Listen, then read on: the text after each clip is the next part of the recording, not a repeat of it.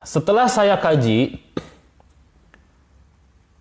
Imam Ibnu Al-Jauzi, beliau memberikan penjelasan di dalam kitabnya La yajuzul ihtijaj bihi.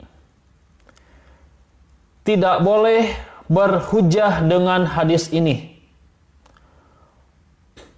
Fa inna Muhammad ibn Ubaidin majhul. Sebab ada rawi Muhammad bin Ubaid. Nah, ini saya ada beberapa sedikit kebingungan ketika menggunakan beberapa kitab digital. Apakah kitab digitalnya itu salah atau kurang redaksi atau bagaimana? Sebab yang saya temukan, yang majhul itu bukan Muhammad bin Ubaid. Tapi yang majhul itu adalah Abdullah bin Ali bin Ubaid gitu. Abdullah bin Ali bin Ubaid. Nah, ini yang majhulnya, bukan Muhammadnya. Nah, ikhwatiman rahimakumullah. Pertama, hadis ini adalah hadis yang tafarud. Periwayatannya menyendiri. Tidak ada mutaba'ah, tidak ada syawahid, jadi menyendiri. Makanya pantas para ulama menjelaskan bahwa hadis ini hadis yang gharib, asing, sebab tafarud. Kemudian, selain tafarud, hadis ini pun terdapat rawi yang bernama Abdullah bin Ali, yang dikenal masyhur dengan nama Abdullah bin Ali al-Mu'addib. Abdullah bin Ali al-Mu'addib termasuk rawi yang majhul. Tidak terdapat jarah dan ta'dil gitu. Biasanya Ibnu Hibban pun memasukkan di dalam as-siqatnya, tapi saya tidak menemukan, belum menemukan. Nah, dari kemajhulan ini nanti kategorinya apakah majhul ain atau majhul hal. Nah, untuk menentukan apakah rawi tersebut majhul ain atau majhul hal, maka di antara yang harus kita gunakan metodologinya adalah siapa muridnya dan ada berapa muridnya. Nah, kalau kita perhatikan, murid yang meriwayatkan kepada Abdullah bin Ali al-Mu'addib, sekurang-kurangnya itu setelah ditahriz hanya ada 3 murid saja. Nah, dengan begitu, 3 murid ini menunjukkan bahwa Abdullah bin Ali al-Mu'addib termasuk rawi yang majhul hal, bukan majhul ain. Sebab majhul ain itu apabila diriwayatkan oleh muridnya hanya 1 orang. Itu baru kategorinya majhul ain. Kedua, apabila muridnya 2 orang atau lebih, maka disebut majhul hal. Dan Abdullah bin Ali al-Mu'addib termasuk rawi yang memiliki 3 murid. Ketiga, murid dari Abdullah bin Ali al-Mu'addib termasuk salah satu terdapat murid yang masyhur, yang terkenal sekali. Nah, salah satu muridnya yang saya temukan adalah Imam At-Tabarani. Sedangkan Imam At-Tabarani itu adalah ulama hadis yang sangat terkenal sekali, seorang mu'alif, seorang penyusun hadis. Jadi beliau memiliki guru bernama Abdullah bin Ali al-Mu'addib. Gurunya majhul, tapi muridnya sangat terkenal sekali. Hal ini sudah tidak asing di dalam ilmu kajian sanad. Jangankan peristiwa guru dan murid, nanti di dalam sanad itu ada yang namanya bapaknya majhul, anaknya sikoh dan masyhur, nanti ada. Gitu. Bapaknya majhul, tidak dikenal, tapi anaknya masyhur, gitu kan. Ada juga sebaliknya, bapaknya masyhur, bapaknya sikoh, tapi anaknya majhul. Ada juga seperti itu. Nah, ya iman rahimakumullah, kajian yang selanjutnya yang harus kita pahami di dalam ilmu hadis, bahwa ketika kita ingin mengetahui bagaimana status derajat terhadap satu rawi, salah satunya adalah Abdullah bin Ali al-Mu'addib, kita lihat salah satunya, yaitu Imam At-Tabarani.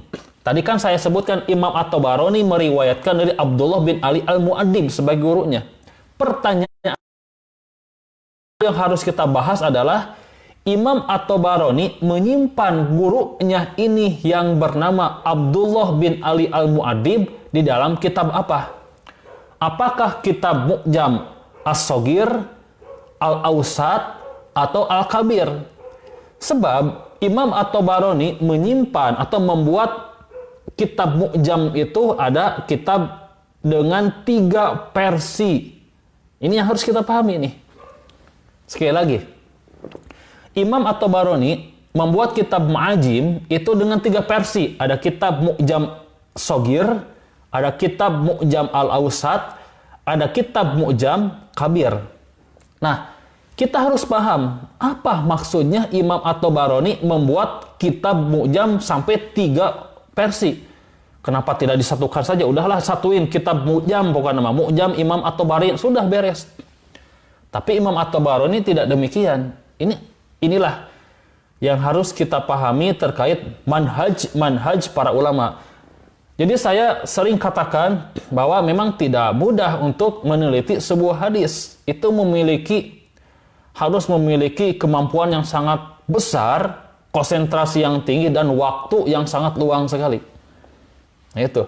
Sebab sulit memang. Sangat susah sekali untuk meneliti sebuah hadis. Jangankan meneliti sebuah hadis, bahkan mencari hadisnya itu pun sangat sulit sekali gitu kan. Jadi tidak semudah yang kita pikirkan. Kalau kita seorang pembaca, oh mudahnya tinggal gini, ya gitu, baca aja beres. Tidak, padahal itu sangat sulit sekali. Nah, ikhwati iman rahimakumullah, saya akan jelaskan sedikit karakteristik Imam At-Tabarani membuat 3 versi kitab Mu'jam. Di antaranya, salah satunya adalah ketika Imam At-Tabarani membuat kitab Mu'jam As-Saghir dan Al-Awsat, berarti hadis-hadis yang disimpan oleh Imam At-Tabarani di dalam kitab As-Saghir atau di dalam kitab Al-Awsat itu adalah dengan karakter hadis yang gharib dan hadis yang doif, begitu. Itulah maksudnya. Ada yang hadisnya ada yang munqati, ada yang mursal, ada yang doifnya parah di dalam segi andalah, ada rawi yang kadzab, pendusta, ada yang mu'allaq, ada yang hadisnya mauquf, dan yang lainnya. Jadi banyak sekali. Nah, jadi ketika ada hadis yang disimpan di dalam kitab Mu'jam Al-Awsat atau As-Saghir, berarti hadis-hadisnya gharib, gitu, asing. Adapun yang beliau simpan di dalam kitab Mu'jam Al-Kabir, nah, Mu'jam Al-Kabir ini adalah hadis-hadis yang dipandang oleh Imam At-Tabarani, ini hadis-hadis yang selamat. Meskipun kita perlu lagi untuk mengolah dan mengkajinya. Hanya menurut Imam At-Tabarani inilah hadis-hadis yang selamat, maka beliau simpan di dalam kitab Mu'jam Al-Kabir, begitu maksudnya. Ikhwati iman rahimakumullah. Itulah selintas tentang karakteristik kitab Mu'jam As-Saghir, Al-Awsat, dan Al-Kabir. Ini terlalu panjang kalau membahas manhaj. Kemudian pertanyaan yang selanjutnya, kajian yang selanjutnya, di manakah Imam At-Tabarani menyimpan rawi Abdullah bin Ali Al-Mu'addib? Setelah saya melakukan penelitian lagi, ternyata Abdullah bin Ali Al-Mu'addib disimpan oleh Imam At-Tabarani dalam kitabnya Mu'jam As-Saghir. Dengan begitu, Imam At-Tabarani pun memiliki prasangka atau sudah mengadakan penelitian bahwa hadis-hadis yang diterima dari gurunya yang bernama Abdullah bin Ali Al-Mu'addib ternyata hadis-hadisnya adalah hadis yang gharib, begitu. Hadis-hadis yang asing.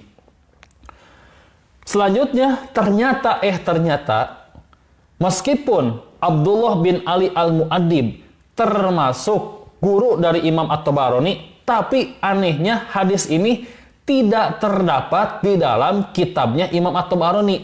Baik di dalam kitab Mu'jam As-Saghir, Mu'jam Al-Awsat, Mu'jam Al-Kabir, tidak terdapati hadis ini. Nah, itulah anehnya. Dengan begitu, kita pun akan melakukan pencarian lagi dari mana gitu kan.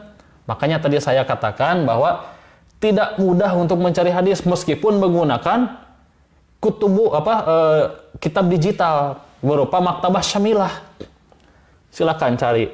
Dengan versi mutunul hadis itu tidak akan ketemu. Dan kita memang akan kewalahan kategori kunci apa yang harus kita gunakan. Maka dengan gitu ada trik-trik yang lain untuk mencari sebuah hadis, dan saya temukan sekurang-kurangnya ada 4 kitab yang ditulis oleh ulama muhaddis terkait hadis ini. Salah satunya adalah Al-Ilal Al-Mutanahiyah karya Imam Al-Jauzi. Yang kedua, kitab Al-Gharaib yang ditulis oleh Imam Ibnu Hajar.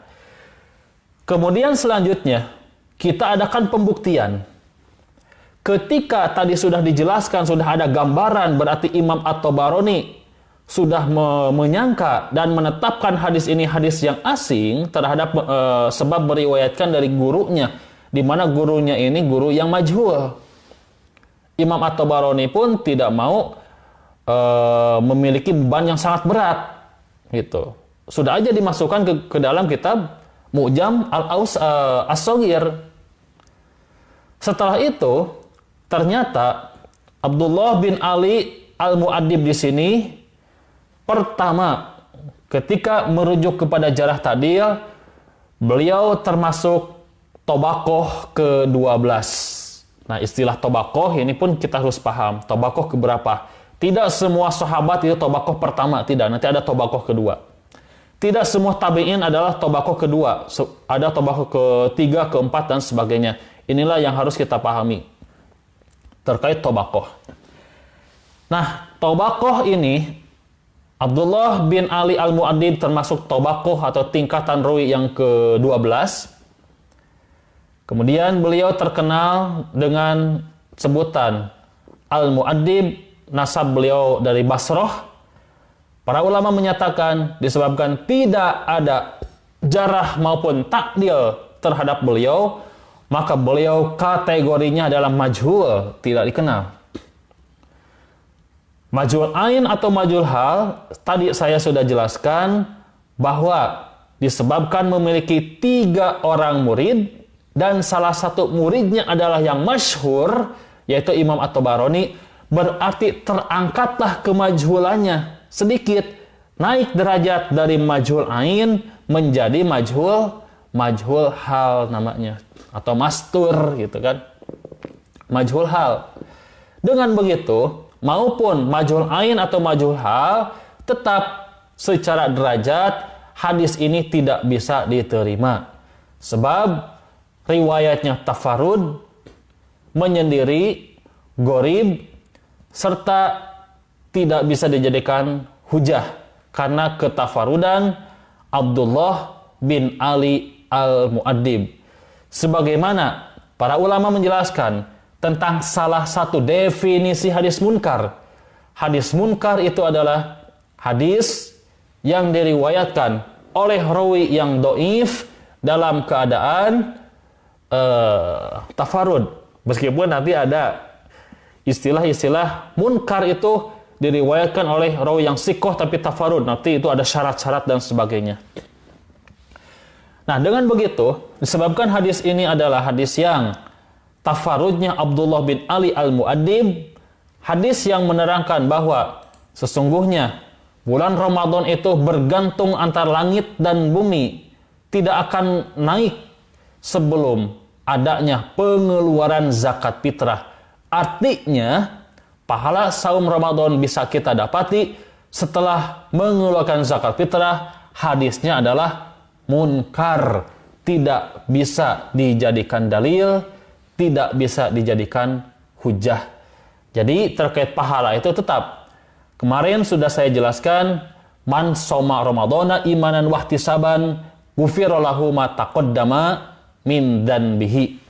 Orang yang melaksanakan saum di bulan Ramadan karena keimanan dan karena mengharap ridho Allah Subhanahu wa taala, langsung oleh Allah akan dihapus dosa-dosanya. Jadi ini secara langsung kufiro gitu kan, langsung gitu. Jadi ada jawab syaratnya.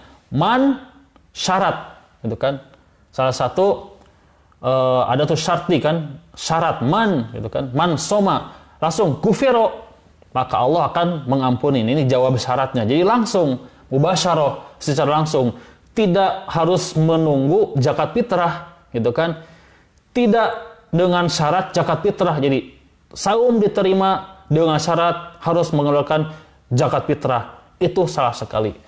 Nah, kayaknya Ma'ruf Amin itu merujuk ke hadis ini, kayaknya zakat fitrah harus didahulukan itu, gitu kan. Tapi tidak tahu merujuk ke ini, tidak tahu bagaimana. Tapi aneh juga gitu kan, ujug-ujug zakat fitrah didahulukan. Tapi lepas dari itu, hanya tetap hadis ini tidak bisa dijadikan hujah, tidak bisa dijadikan dalil.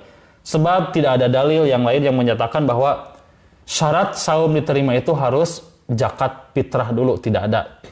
Zakat fitrah itu oleh Rasulullah SAW sudah dijelaskan bahwa intinya tidak mustahil ketika kita melaksanakan saum selama bulan Ramadan itu ibadah saum kita dicederai. Ada cederanya saum kita itu baik dengan ucapan kita yang lago, perbuatan kita yang lago, atau sesuatu yang mengurangi pahala-pahala kita. Tidak mustahil hal seperti itu dilakukan oleh kita. Maka dengan itu disempurnakan oleh zakat fitrah. Itu maksud salah satu keutamaan dari zakat fitrah. Bukan sebagai salah satu syarat diterimanya amal saum selama bulan Ramadan, bukan. Ikhwatul iman rahimakumullah, sekali lagi jadi sudah jelas ya. Hadis tentang pahala bulan Ramadan berada di tengah-tengah, bergantung antara langit dan bumi sebelum ditunaikannya zakat fitrah. Itu adalah hadis yang munkar, hadis yang dhaif, tidak bisa dijadikan hujah, disebabkan ada rawi yang tafarud, rawi lemah, rawi majhul, yang tafarud menyendiri di dalam periwayatannya, yaitu rawi yang bernama Abdullah bin Ali bin Ubaid al-Mu'addib. Kita bisa melihat hadis ini di dalam kitab Al-Ilal Al-Mutanahiyah, karya Imam Al-Jauzi, atau kitab Al-Gharaib dari Musnad Al-Firdaus karya Imam Ibnu Hajar. Itu kiranya yang bisa disampaikan, mudah-mudahan menjadi ilmu dan tazkirah bagi kita semua. Jangan lewatkan, insya Allah besok kita lanjutkan lagi. Mudah-mudahan Allah memberikan kesehatan dan kesempatan waktu kepada kita semua, sehingga saya bisa mengisi pada kajian-kajian tiap subuh. Silakan jika ada pertanyaan bisa dikomentari di kolom Facebook. Hadis apa yang mau dibahas lagi silakan untuk dikomentari, atau bisa langsung dikirimkan berupa pesan dari WhatsApp ke nomor saya. Ikhwatul iman rahimakumullah, itu kiranya yang bisa saya sampaikan. Akhirul kalam aqulu qouli hadza wa astaghfirullaha li wa lakum. Wassalamualaikum warahmatullahi wabarakatuh.